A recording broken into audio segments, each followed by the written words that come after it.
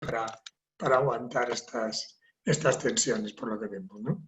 Bien, entonces, lo que sí que yo creo que, sin embargo, está infradiagnosticado y es muy importante clínicamente, es el alcoholismo, que es un trastorno mental muy severo, pero paradójicamente se considera un tema cultural. O sea, bueno, pues mira, esto la gente te viene a la consulta y te dice, mire doctor, voy de bar en peor, soy alcohólico apostólico romano, la gente te hace chistes, ¿no?, sobre pues algo que es muy serio, ¿no? Porque tenemos muchísimos datos que nos relacionan el alcoholismo con la violencia de género, con abusos sexuales, accidentes laborales, accidentes de tráfico, algo terrible en un inmigrante que ya vive una situación extrema. Por lo tanto, lo que es estrés y duelo lo convertimos en enfermedad, lo que es enfermedad lo decimos que es cultural, o sea, que realmente necesitamos replantearnos bastante un poco cómo estamos trabajando en el área de la salud mental y la migración, en mi opinión.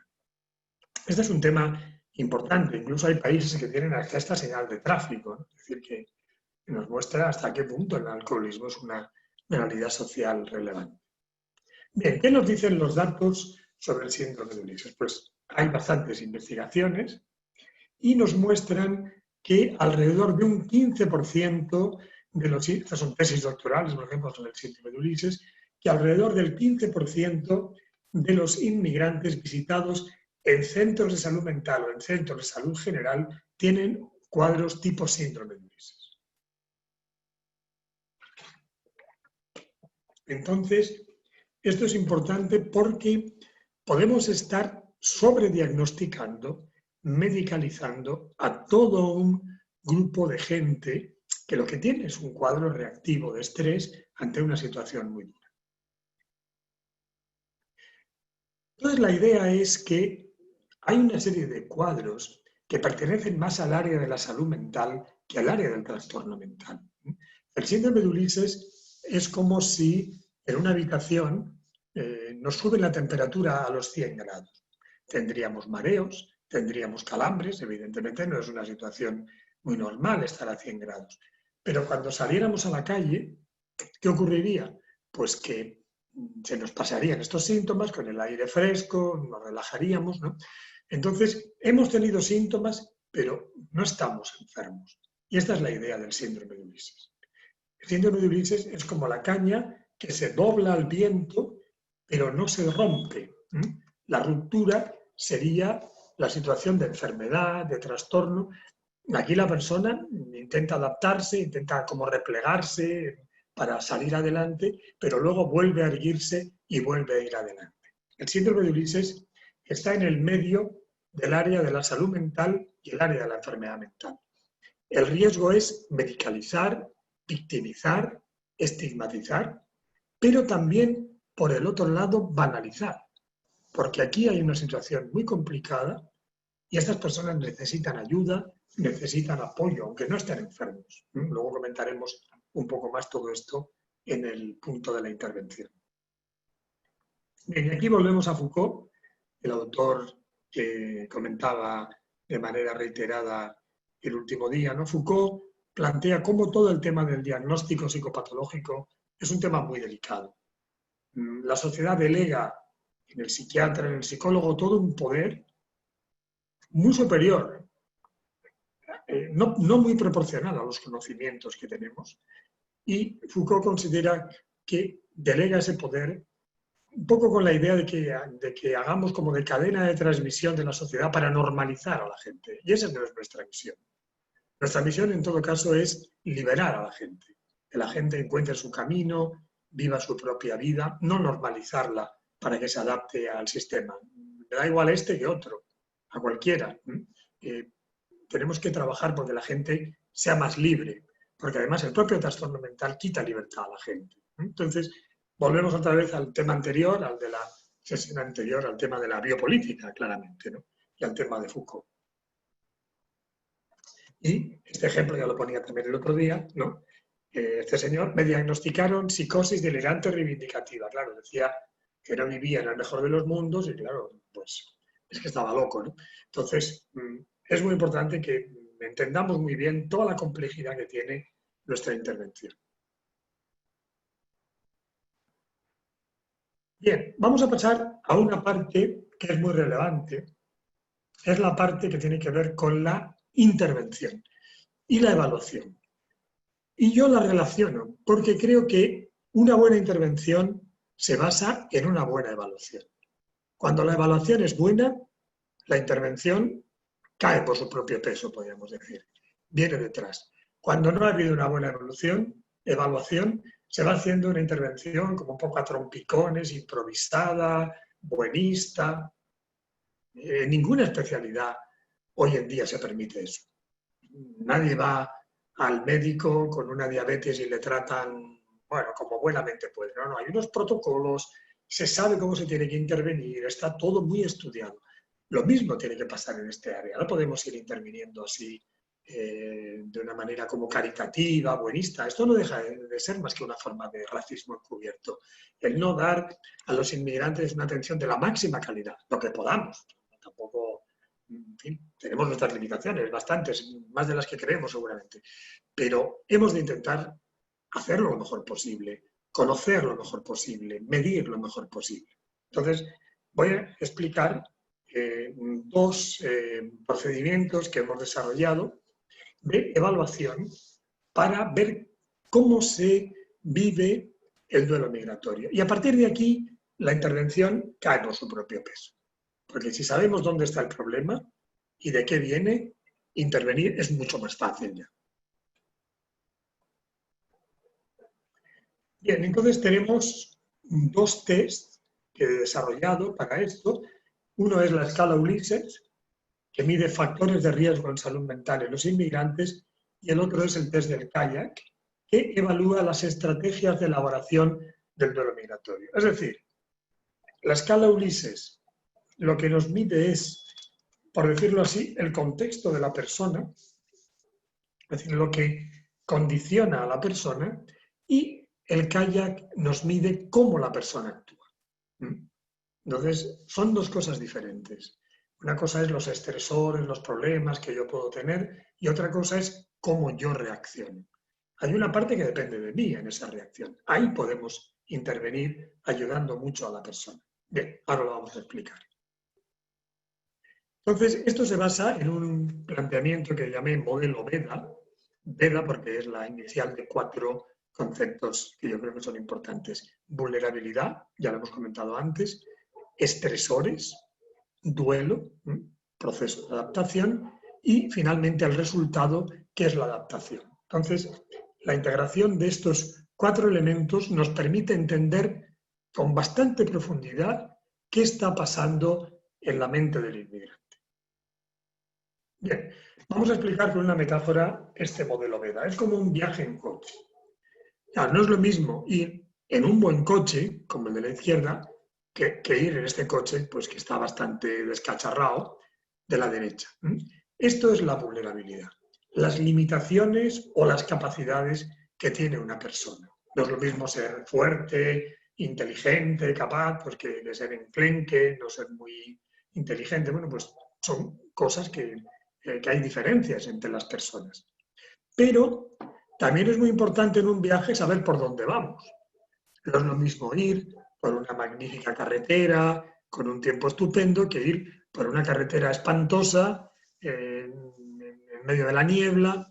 Eso es muy importante. Estos son los estresores, es la imagen del contexto, que es muy importante también. Pero hay otra variable muy importante, que va a ser cómo conducimos. Estas dos primeras variables, vulnerabilidad y estresores, son las ligadas a la escala Ulises. Y lo que tiene que ver con la conducción es el kayak. Claro, porque ¿qué ocurre, por ejemplo, con este viaje en coche que hemos señalado? Pues que un mal conductor, yendo con el mejor coche y por la mejor carretera, pues se puede dar un tortazo, ¿no?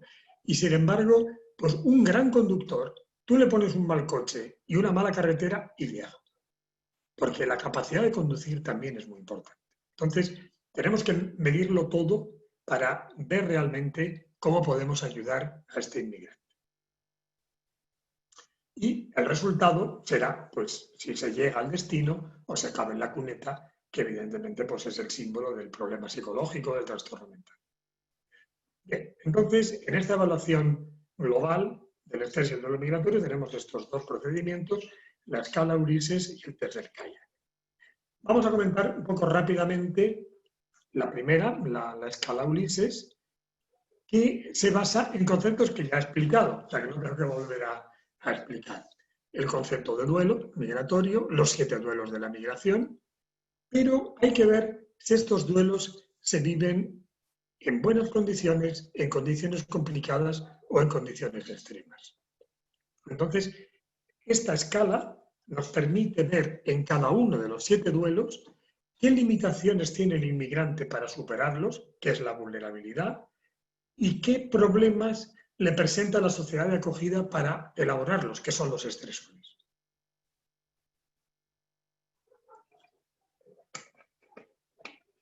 Entonces, esto nos permite ver cuál es el contexto del inmigrante, qué historia tiene, cómo ha llegado hasta aquí, en qué condiciones ha llegado hasta aquí y qué le está afectando.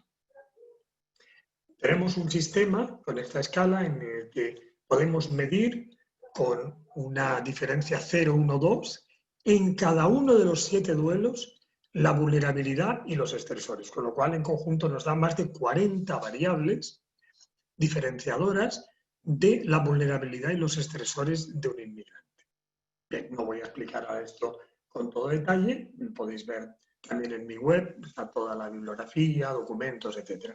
Bien, este es el resultado. Tenemos aquí el caso de una persona, en verde ponemos tipo semáforo simple, sin problema, en amarillo complicado y en rojo extremo. Podemos comparar incluso visualmente y ver rápidamente pues, quién está peor, dónde hay que intervenir. Esto es muy importante porque muchas veces intervenimos, como decía antes, pues por impulso, porque este llora más y le damos más, porque aquel nos cae mejor. Bueno, yo creo que hay que intervenir de una manera más objetiva y más justa, más equitativa, ¿no? Este necesita más porque lo vemos, porque tenemos los datos que nos muestran que necesita más, le vamos a dar más. Entonces, creo que nos permite medir, comparar, y esto es muy importante en la ciencia. Por muy limitada que sea nuestra capacidad científica, tenemos que intentar desarrollarla, evidentemente. Tenemos el ejemplo de un inmigrante, Juan, es el típico inmigrante con síndrome de Ulises, es un hombre que viene de Ecuador, viene a España, deja hijos en el país de origen, está indocumentado, perseguido, tiene accidentes laborales. Bueno, es un hombre que las pasa fatales aquí en España y evidentemente pues está afectado por esta situación, pero no desarrolla ninguna patología. Simplemente pues está triste y está preocupado, pues porque desde luego tiene motivos de sobra para estarlo. Vamos a intentar ver la situación de Juan desde la perspectiva de la escala. Juan es una persona que, bueno, aquí se señala en la parte de arriba, es una persona sana, capaz, fuerte, positiva, activa en su comunidad, procede de una familia que se llevaba bien, es decir, tiene una buena historia personal, es una persona sin discapacidades, sin traumas, por lo tanto, es un buen coche. Juan tiene muy poca vulnerabilidad. Lo que Juan tiene es una muy mala carretera, porque España le está dando una carretera horrorosa. Entonces, podemos valorar el caso Juan desde la perspectiva de la vulnerabilidad, las limitaciones para los duelos que está viviendo en la migración, los 7 duelos, y los estresores que le traen la sociedad de acogida para la vivencia del duelo migratorio. Y aquí tenemos el ejemplo. Juan tiene una vulnerabilidad simple en los 7 duelos, es un tío fuerte, es un tío sano, por lo tanto, ningún problema a nivel de vulnerabilidad, todo simple. ¿Pero qué ocurre en estresores? Pues que en estresores tiene estresores extremos en la familia porque está separado de 3 hijos menores, en el tema de la cultura porque no puede contactar con la cultura autóctona, en el tema del estatus social porque trabaja en negro, sin derechos, perseguido, en los riesgos físicos ha estado detenido, en fin, accidentes. Entonces nos permite ver perfectamente el contexto de esta persona con esta escala Ulises que señalo. Aquí están los estudios de fiabilidad hechos con esta escala que están publicados. Este es el libro que está en mi web, la referencia, que explica cómo se trabaja con esta escala. Bien, pero hemos dicho que hay otra escala que nos va a medir cómo la persona maneja la situación. Porque Juan, por ejemplo, pues puede tener muchos problemas, ¿no? Porque está perseguido, pero ¿cómo reacciona él? Porque depende de cómo reaccione puede complicar mucho más las cosas o resolverlas. Vamos a intentar investigar cómo una persona elabora este estrés y este duelo migratorio. Bien, entonces tenemos este test del kayak, que se basa en el modelo evolucionista y que es muy intuitivo. Yo creo que si se capta la idea, luego es muy fácil el poder profundizar en él, ¿no? Este test se basa en el cruce de dos ejes. Se correlacionan dos dimensiones que son como muy obvias en la vida mental, ¿no? Una dimensión tiene que ver con el grado de energía, de actividad, y a nivel puramente intuitivo, cuando estamos con poca actividad estamos bajos, deprimidos, y cuando estamos con mucha actividad estamos altos, estamos arriba. Bueno, hay muchas imágenes sobre esto. Este es el primer eje, nos mide el grado de actividad mental, y tenemos un segundo eje que nos va a medir la dirección a la cual va esa actividad. Y hay dos grandes direcciones a las cuales va dirigida la actividad humana. Una dirección es explorar, necesitamos recursos, necesitamos unas condiciones para poder vivir, relaciones, pero también necesitamos seguridad, protección, guardar lo que tenemos, no ser atacados. Entonces, estas son las dos grandes direcciones que, según el modelo evolucionista, tiene toda conducta. ¿Y qué hacemos? Pues, lógicamente, no nos podemos resistir y cruzamos los dos ejes. Pero aquí se lía la cosa de una manera bastante interesante, porque al correlacionar los dos ejes nos salen muchísimos tipos de funcionamientos psicológicos, como ahora veremos. En primer lugar, nos salen como 4 cuadrantes que simplemente vienen de las interrelaciones que tienen estos dos ejes. Y nos van a salir 4 cuadrantes que podemos decir que son 4 funcionamientos que se definen por la correlación con los ejes. Funcionamiento acción-seguridad, pasividad-seguridad, pasividad-exploración y acción-exploración. No es más que tirar del hilo deductivamente del axioma que hemos planteado inicialmente, que hay dos ejes, un eje de actividad y un eje de dirección, exploración-seguridad, y los cruzamos. Bien, entonces nos salen estos 4 funcionamientos y ponemos esta imagen del kayak porque en realidad es un equilibrio. A veces estamos tristes, buscamos animarnos, a veces estamos excitados, buscamos tranquilizarnos, buscamos parar. Entonces, es un poco esta imagen de equilibrio, que ya viene de la psicología griega, ¿no? de la salud mental como equilibrio. Bien, entonces, desarrollando esto, nos sale este dibujo en el cual vamos a intentar poner dentro de estos recuadros que están dentro de este esquema toda una serie de funcionamientos psicológicos. Y vamos a intentar ver qué funcionamientos acción-seguridad hay, qué funcionamientos pasividad-seguridad hay, etcétera, ¿no? con los otros tipos de funcionamiento.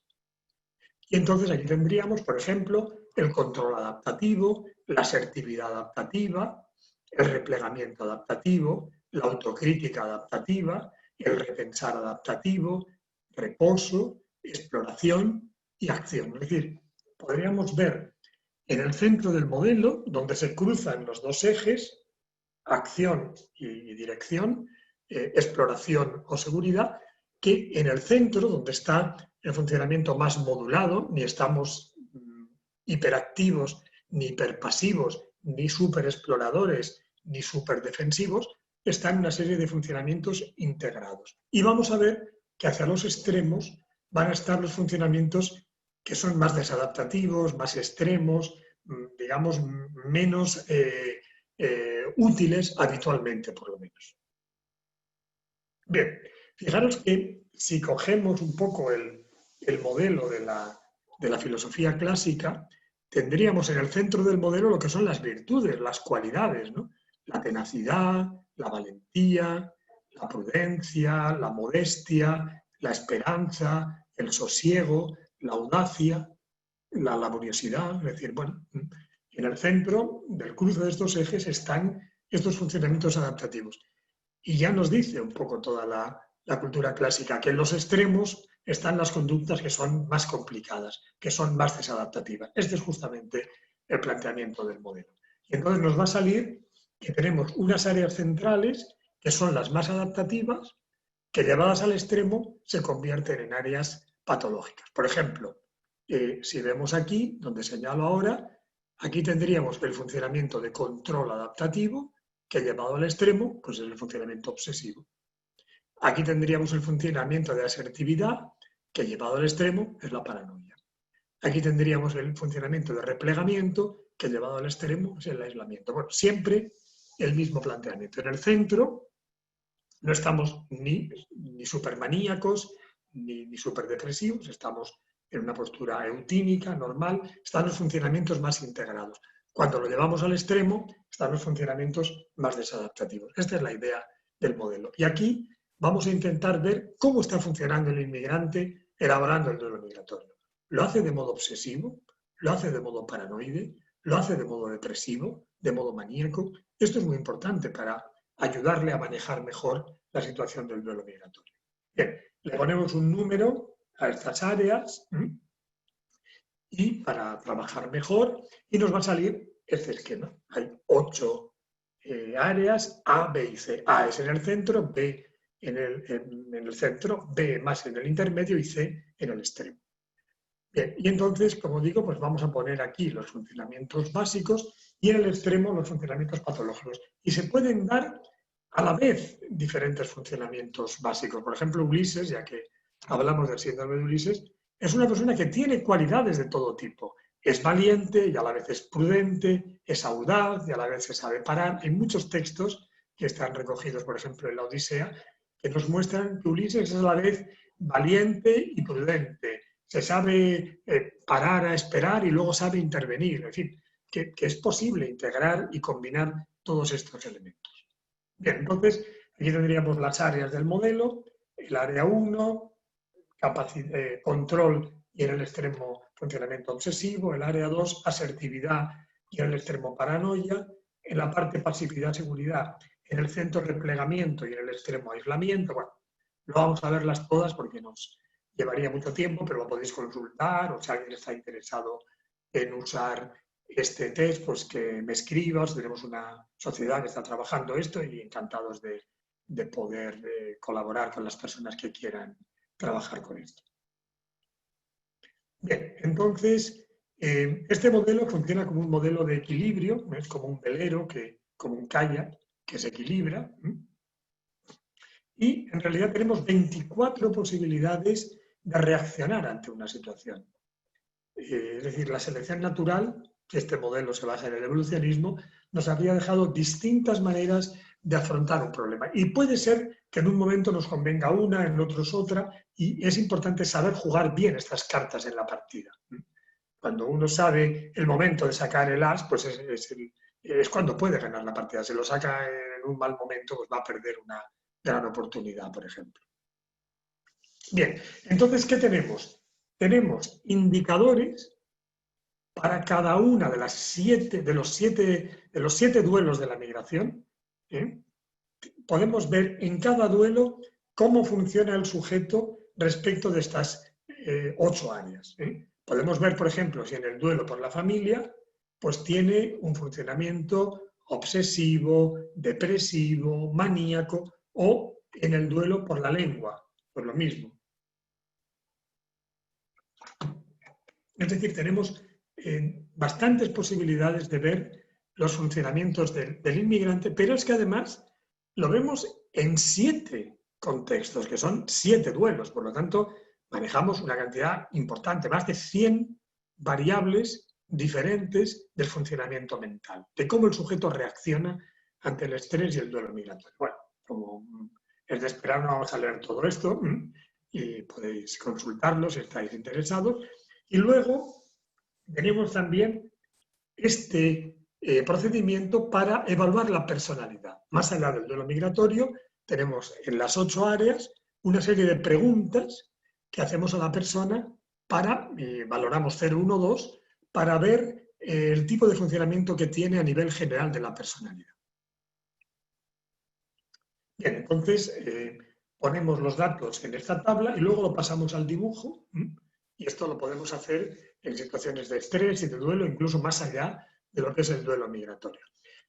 Voy a poner un ejemplo muy rápido, que es la manera mejor de entender las cosas. María es otra mujer inmigrante, boliviana, lleva en España también viviendo un tiempo, también tiene hijos menores en el país de origen y está pues, muy afectada por esta separación, está trabajando también indocumentada. Es otra situación muy parecida de una persona que vive una situación extrema en la migración. Pero María resulta que empieza a desarrollar un funcionamiento un poco particular. Y es que ella habla cada día con sus hijos a través del móvil, a través del Skype o de un sistema, un programa, y entonces les hace que le enseñen todas las habitaciones de la casa y todos los armarios para ver cómo está plegada la ropa, cómo está ordenado todo. Es decir, una situación que a los chavales les sorprende hasta el punto de que están empezando a no querer conectar con la madre, porque resulta muy pesado andar con el móvil armario por armario. ¿Qué significa esto? Que María está desarrollando un funcionamiento obsesivo. ¿Cómo está respondiendo al duelo migratorio? De forma depresiva y obsesiva. Está triste porque no puede ver a sus hijos, está muy preocupada por ellos. ¿Y qué hace? Compensa la depresión con la obsesión. Algo muy típico en la clínica, por otra parte. Pero nosotros podemos estudiar esto y podemos ayudar a María a que elabore mejor el duelo migratorio, porque si no sus hijos al final no se van a querer poner. Y esto va a ser todavía para ella mucho más traumático. Entonces, aplicamos las preguntas que he puesto antes de los 7 duelos y nos sale, por ejemplo, en el duelo por la familia, toda una serie de puntuaciones del funcionamiento de María. Y entonces esto luego, aquí tenemos la historia de María, aquí tenemos la tabla, esto luego lo pasamos al dibujo. Y aquí tenemos las áreas centrales, que son las áreas sanas, las capacidades que tiene María, pero vemos que hacia los extremos también puntúa María. ¿Por qué? Porque está teniendo funcionamientos desadaptativos. El 2 de arriba, este de aquí arriba, es el 2 obsesivo y el 2 de abajo es un 2 que tiene que ver con el funcionamiento depresivo. Entonces, podemos ver también los síntomas que tiene la persona como respuesta a este estrés y duelo migratorio. Entonces, este sistema pues, nos permite poder entender la situación de la elaboración del duelo migratorio del inmigrante. Aquí tenemos otro caso, el caso Ahmed. Ahmed es un chico marroquí que vive en España y es un chaval muy espabilado, con muchas capacidades, pero que cuando tiene un conflicto se aparta, no quiere saber nada.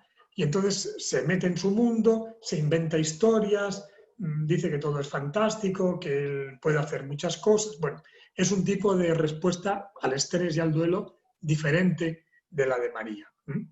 ¿Cómo lo valora el test del kayak? Pues le pasamos todas esas preguntas, ponemos aquí la puntuación, las áreas A, que están aquí, en esta columna, las capacidades, las áreas B y C, que son las áreas extremas, las más desadaptativas, y aquí vemos que este chico nos puntúa en este área de aislamiento. Él cuando está mal no afronta los problemas, se va y se inventa cosas, y también puntúa en este área de explorar de una manera caótica, porque cuando le van mal las cosas se va a otro sitio, se inventa otras cosas, es decir, no afronta realmente los problemas. Entonces, es una manera muy diferente de elaborar el duelo migratorio que el caso de María. ¿Qué hacemos? Pues lo mismo. Pasamos estos datos al dibujo y nos sale que Ahmed tiene estas capacidades. Aquí vemos áreas bajas, un 3, por ejemplo, esto está de 0 a 10, pues tiene poca capacidad de organización, tiene poca capacidad de asertividad, él se escapa enseguida de los conflictos, pero tiende, y aquí lo vemos en este área que está en el extremo, a aislarse y por otra parte pues a escaparse inventarse cosas. Entonces, el test del kayak nos permite ver cómo la persona elabora el duelo y le podemos ayudar a que lo elabore mejor. Esto es muy importante.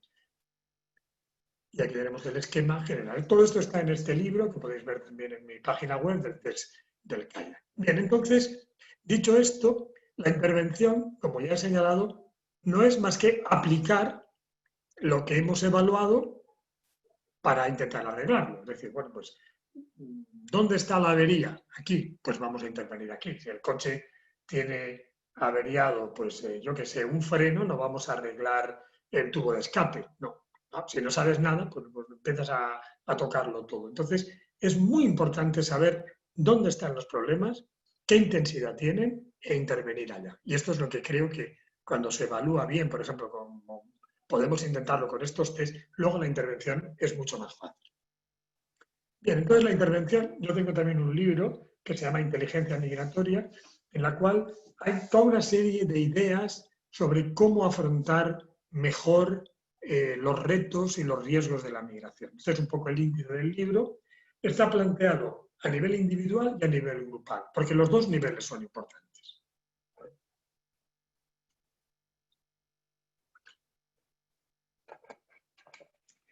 A nivel individual hay unas estrategias mentales sobre la elaboración de los duelos, que están explicadas en el libro, y unas estrategias físicas, higiene del sueño, técnicas de relajación, ejercicio, hay muchas cosas que se pueden hacer para manejar mejor el estrés. Pero luego está todo el nivel grupal, que es muy importante también en el duelo migratorio. Todo lo que tiene que ver con actividades grupales, todo lo que tiene que ver con autoorganización. Es muy importante que la comunidad inmigrante se autogestione, se autoorganice. Hay que evitar el paternalismo, el dirigismo desde los autóctonos, ¿no?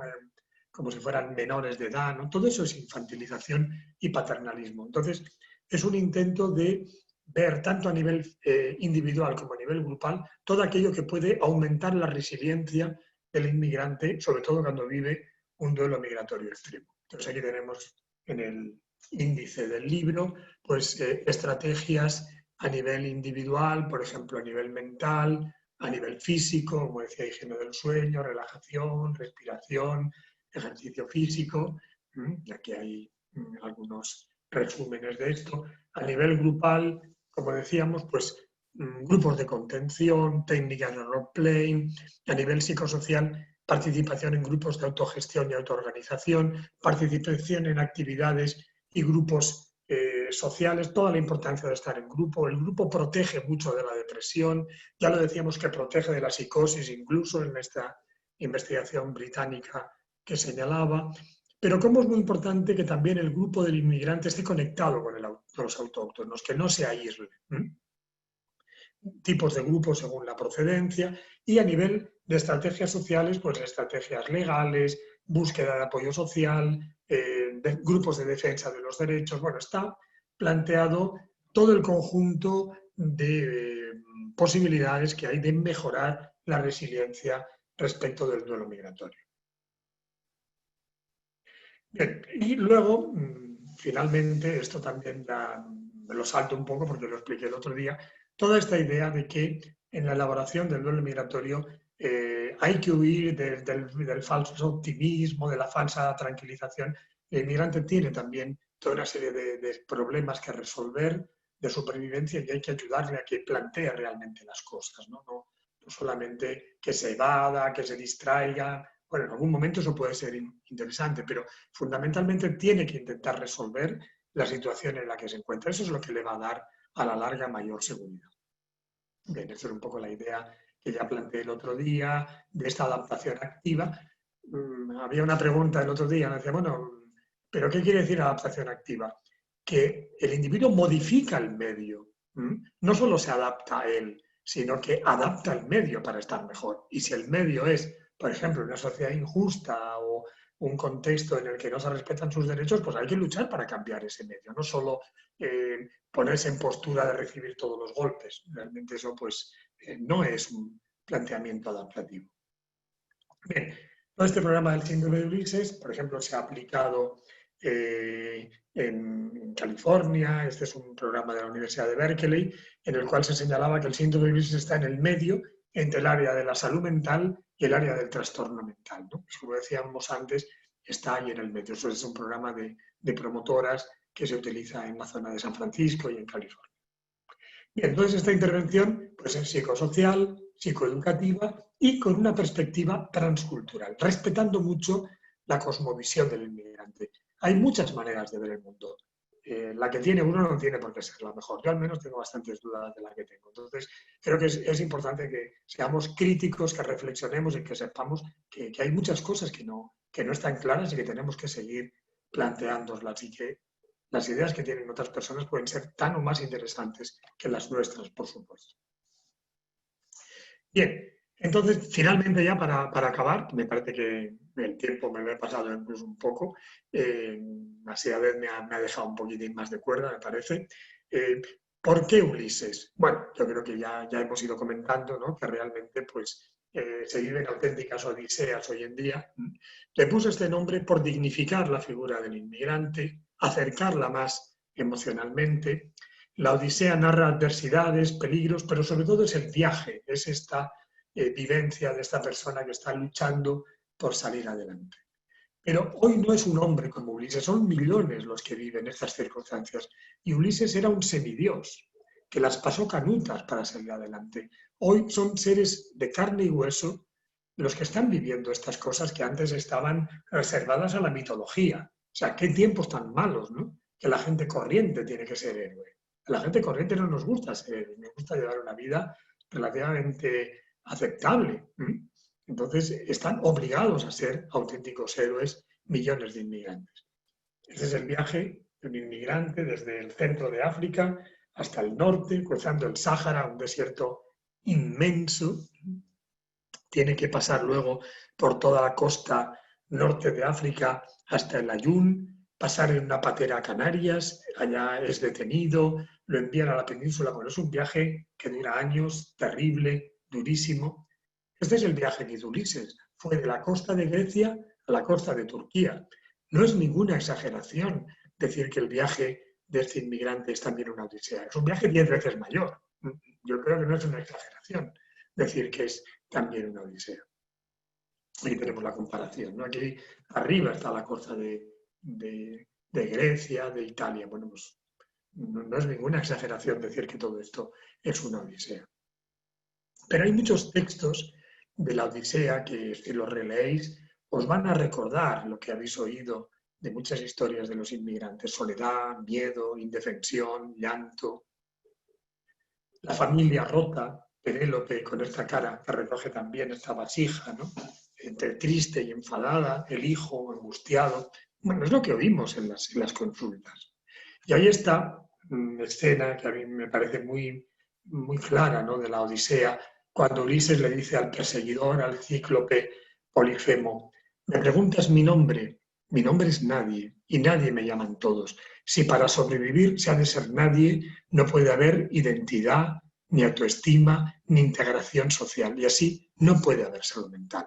Para que haya salud mental tenemos que ser alguien en la comunidad, alguien para los demás. Bien, este tema lo hemos llevado 2 veces al Parlamento Europeo, el año pasado lo estuvimos en la ONU. Está recogido a nivel legal.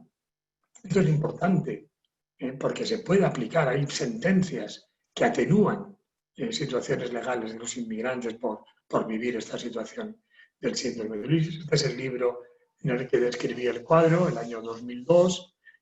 Esta es la Red Atenea. Tenemos esta asociación a la que os invitamos a participar para compartir experiencias, ideas para mejorar la ayuda a estos inmigrantes que viven situaciones extremas. Tenemos el congreso cada año en un lugar. Aquí tenemos el congreso que hicimos en Londres hace unos años, en Roma. Tenemos un posgrado, como ha señalado antes Asiadet, en la Universidad de Barcelona. Podéis entrar, todo esto está reflejado en mi propia web. Este es el centro que dirijo en el Hospital de Sant Pere i Claver, en el puerto de Barcelona. Es un centro creado por los jesuitas en una zona en la que había mucha exclusión social y que, bueno, nos ha permitido investigar durante años la salud mental de los inmigrantes, y habiendo estado en ese momento, en ese contexto, hemos podido ver pues, este cuadro que he llamado Síndrome de Ulises. Estamos aquí en la zona de esta cruz, en la zona entre el puerto y una montaña que se llama Montjuïc, que muchos conoceréis seguramente en Barcelona, y es una zona en la que clásicamente se han ido colocando poblaciones que han ido llegando migradas a la ciudad de Barcelona y a España y a Europa. Algunas imágenes de Barcelona.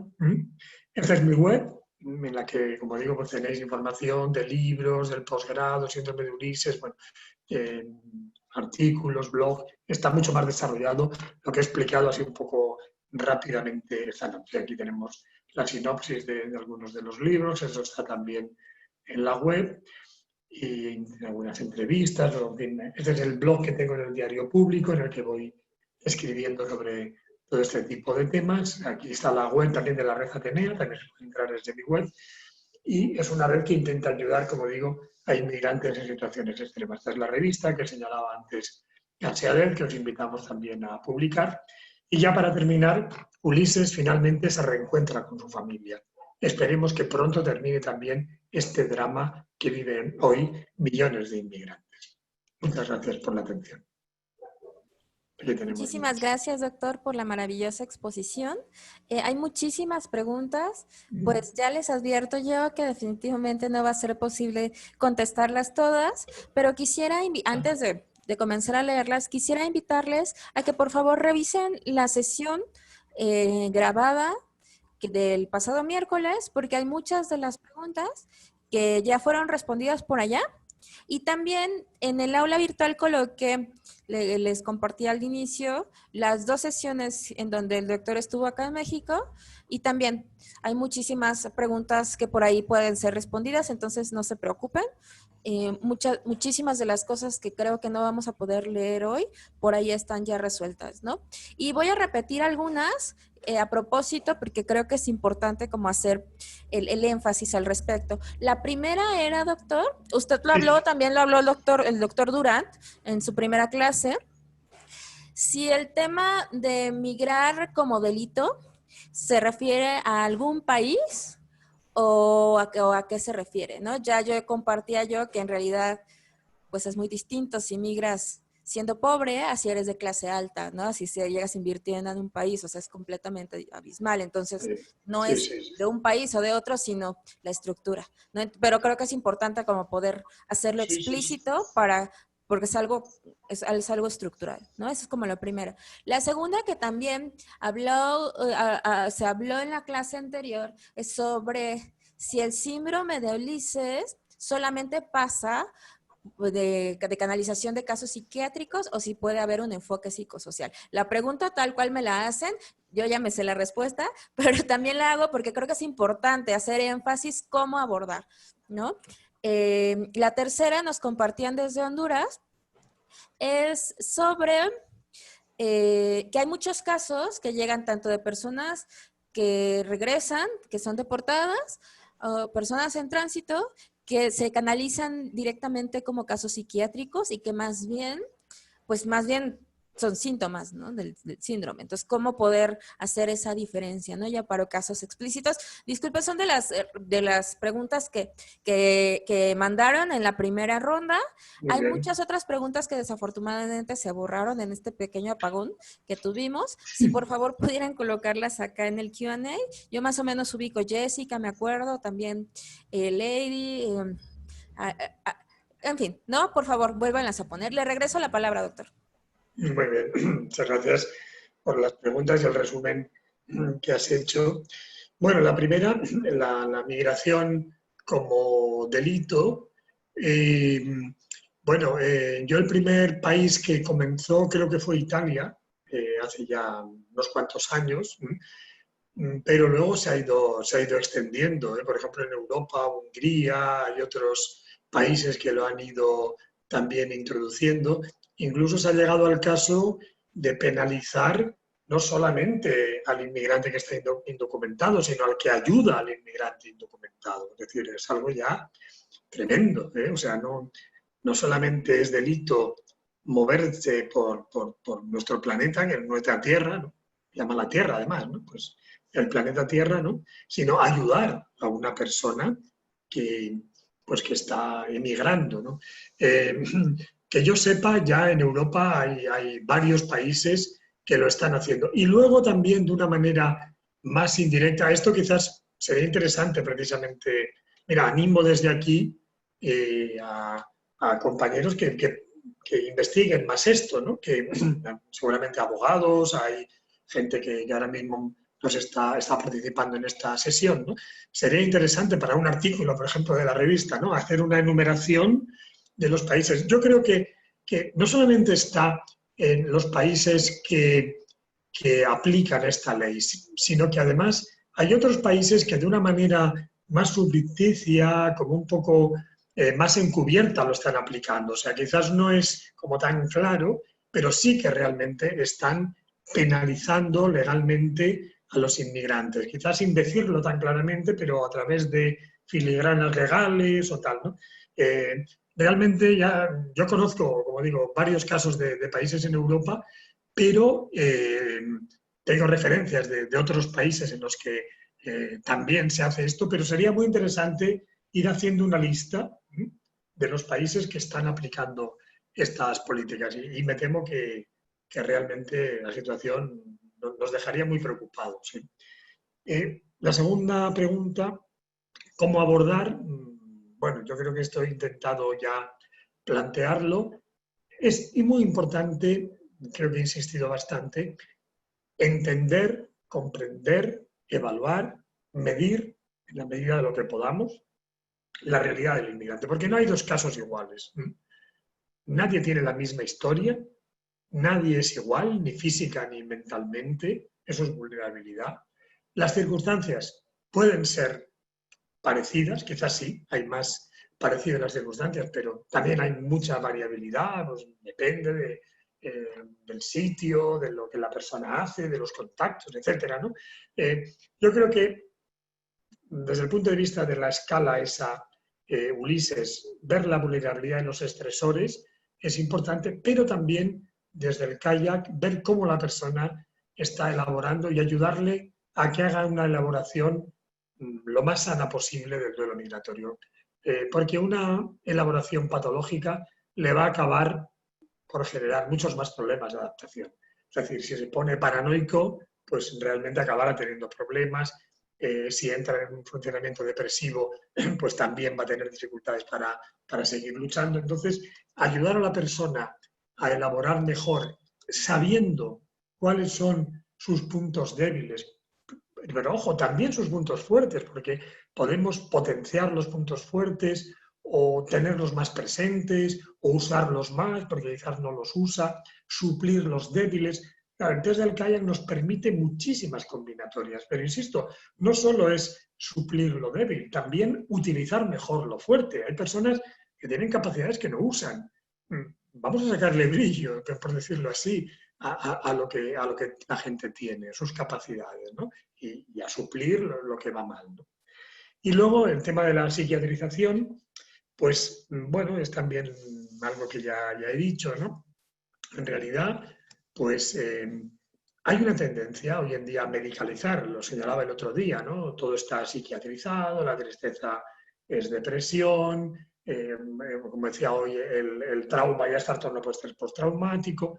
Claro, todo esto no hace más que estigmatizar, limitar las capacidades de respuesta de la persona, victimizar. Bueno, yo creo que sí que hay casos, evidentemente, de trastorno que hay que reconocer e intervenir técnicamente, pero cuando no se da el trastorno, sino lo que se da es una situación de estrés y de duelo, pues es muy importante verlo e intervenir adaptándose a esa realidad, no medicalizando. Por ejemplo, en el tema del trauma, yo tengo un artículo que lo podéis encontrar también en mi blog, ¿no? En el que se ve cómo en Estados Unidos, por ejemplo, que ha sido el país en el que más se ha desarrollado todo el tema del trastorno por estrés postraumático, esta situación ha generado muchísimos problemas. O sea, ha habido tal sobrediagnóstico de PTSD, de Post-Traumatic Stress Disorder, que realmente se ha acabado por estigmatizar a toda esa población lo cual ha generado mucha más violencia y mucha más desadaptación de esa población. Esto creo que es un ejemplo muy, muy interesante, lo comentaré brevemente, ¿no? La pregunta es, ¿por qué los veteranos de guerra que volvieron de la Segunda Guerra Mundial, que las pasaron, pero duras, con Hitler y bueno, en Europa vivieron cosas terribles, apenas tuvieron trastorno por estrés postraumático? ¿Por qué los que han vuelto ahora de otras contiendas tienen esta cantidad tan grande de trastorno por estrés postraumático? ¿Qué ha pasado? Pues seguramente que ese trastorno que se introdujo recientemente, que para algunos es un trastorno bastante discutible, pues ha sido como utilizado desde un punto de vista social, de intereses, de cobro de pensiones, de ayudas, etc. Bueno, es bastante largo de explicar, está todo en el artículo, pero el resultado ¿qué es? Que este sobrediagnóstico lo que ha tenido es un resultado muy negativo para esa población. La gente rehúye a estas personas, ellas mismas se sienten rechazadas. Bueno, se ha generado una especie de bola complicadísima que es muy difícil de arreglar. Entonces, es un ejemplo de que la psiquiatrización empeora muchísimo las cosas. Sí que es verdad que hay gente que puede tener trastorno postraumático, pero no en estos porcentajes que se están señalando y que vienen pues, de una mala aplicación del diagnóstico psiquiátrico.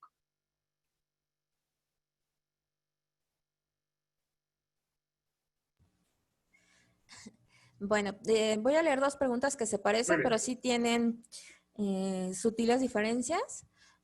Una persona con síndrome, esta nos la pregunta Roberto de Guadalajara. Hola, Roberto.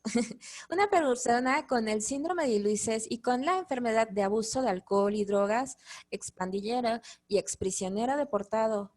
¿Eso significa que es una enfermedad dual o una enfermedad triple?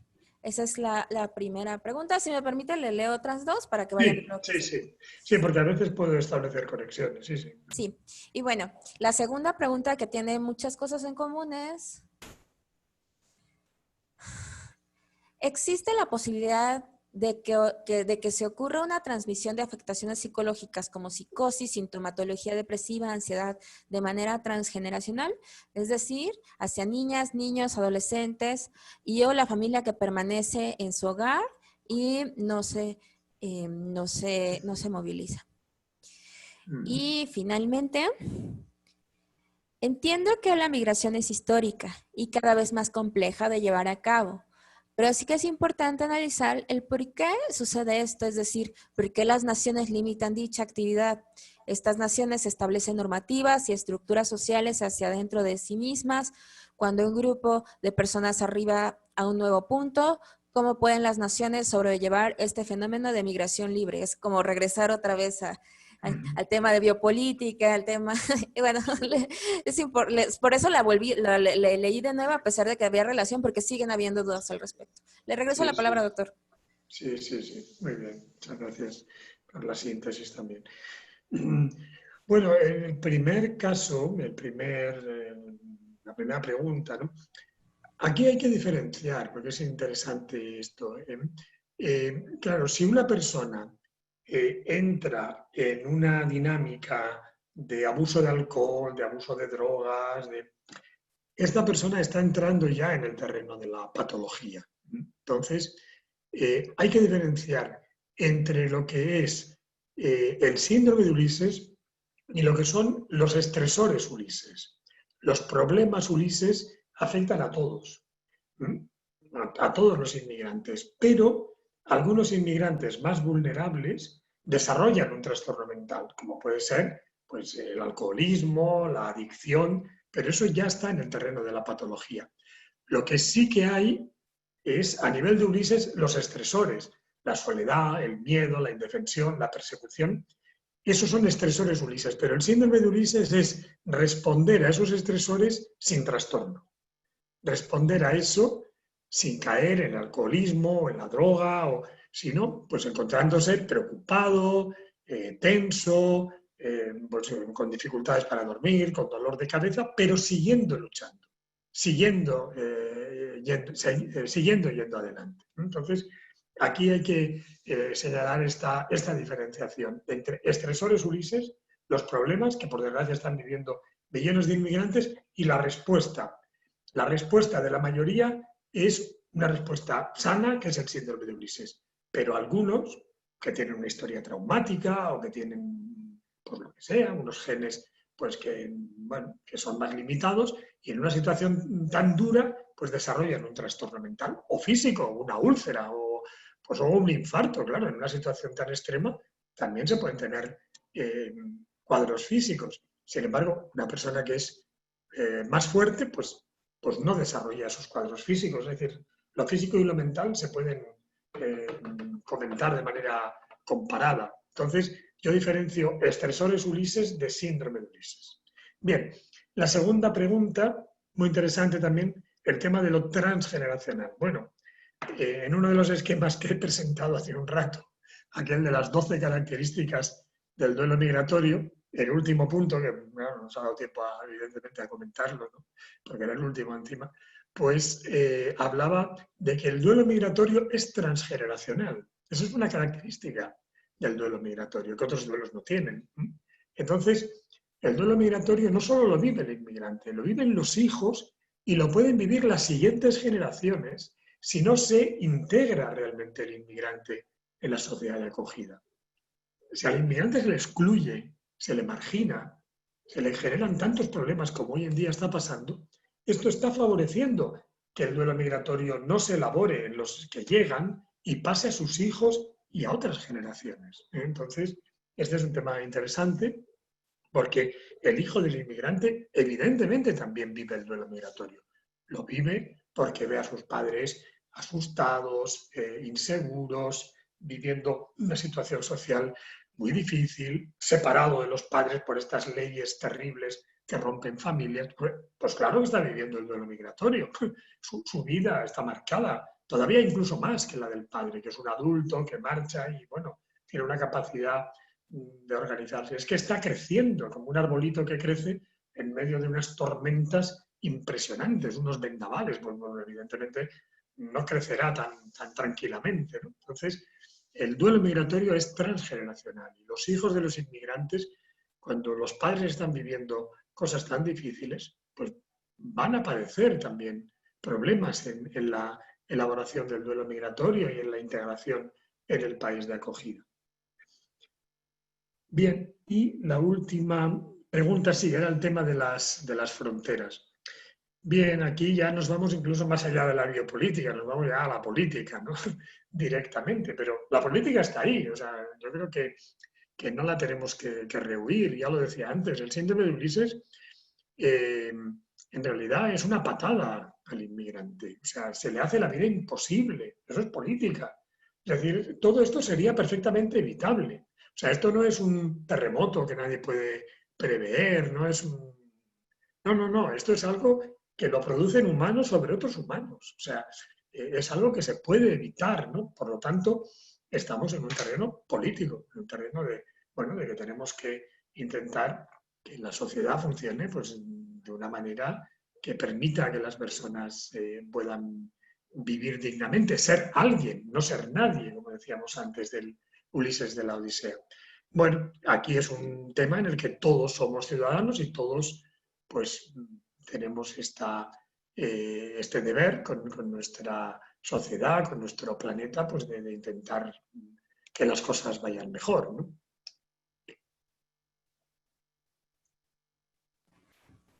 Gracias, doctor. Eh, bueno, voy a leer una primera, pero ya la respondió nada más como para hacer énfasis en que ya está. En ocasiones se piensa que los estresores se terminan cuando la persona migrante llega al país deseado. No, pues justo no. No es gran parte de lo que acaba de compartir el doctor Achotegui ahora mismo. Todos los migrantes, sin excepción, pasan por los diferentes duelos. Pasan por los diferentes duelos. En la superación de los mismos, ¿qué pesa más? ¿El bagaje personal o las condiciones del entorno al que llega?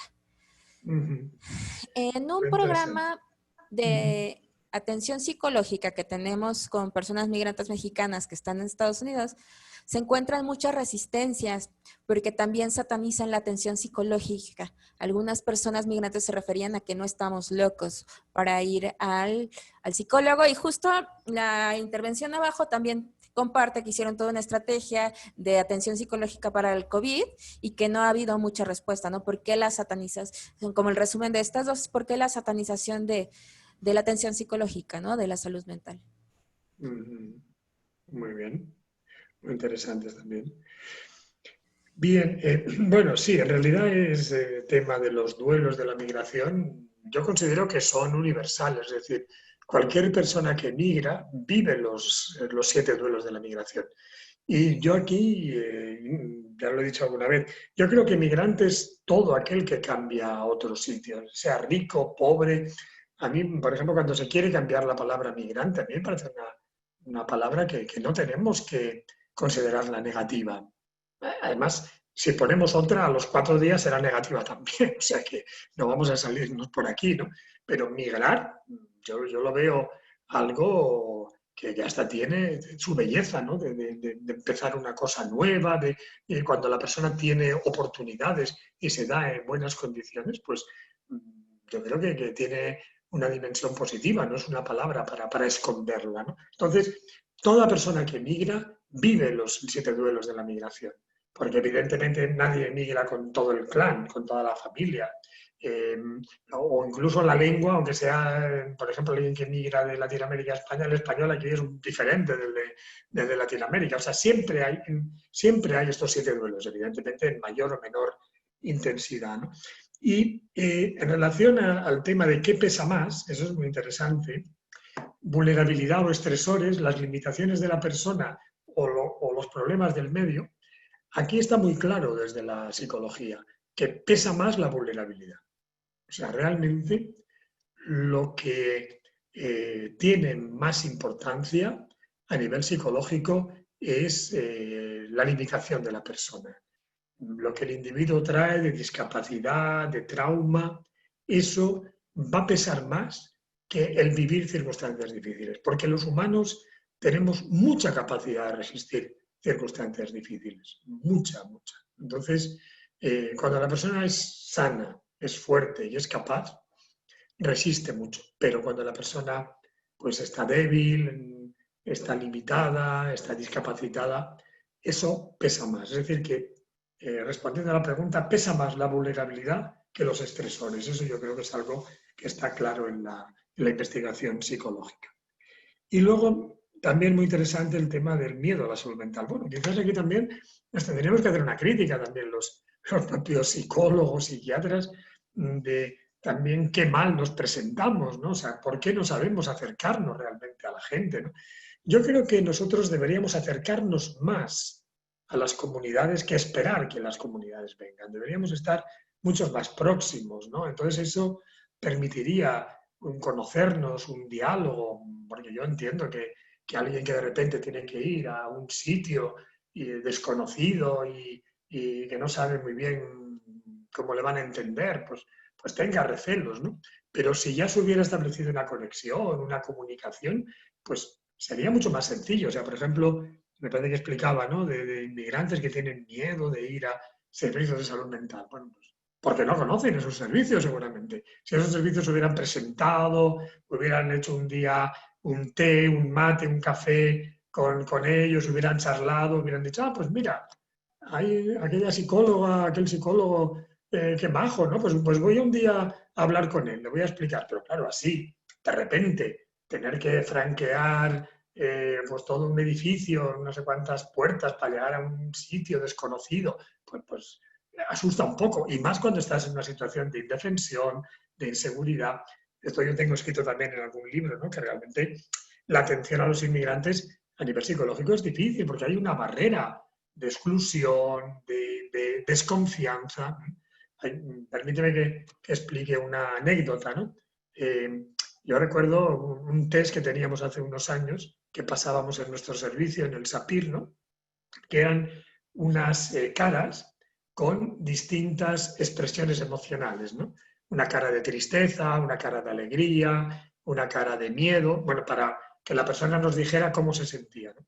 Pues un día que estaba enseñando estas fotos a un inmigrante, me parece que era asiático, se mira las fotos y me dice, doctor, yo no conozco a nadie de estos, ¿eh? Yo no les he visto nunca. Es decir, se pensaba que éramos la policía en un hospital. O sea, qué desconfianza hay, qué barreras hay. O sea, si no superamos un poco esas barreras, es muy difícil que la atención psicológica pueda darse lugar, incluso no solo desarrollarse, sino comenzar.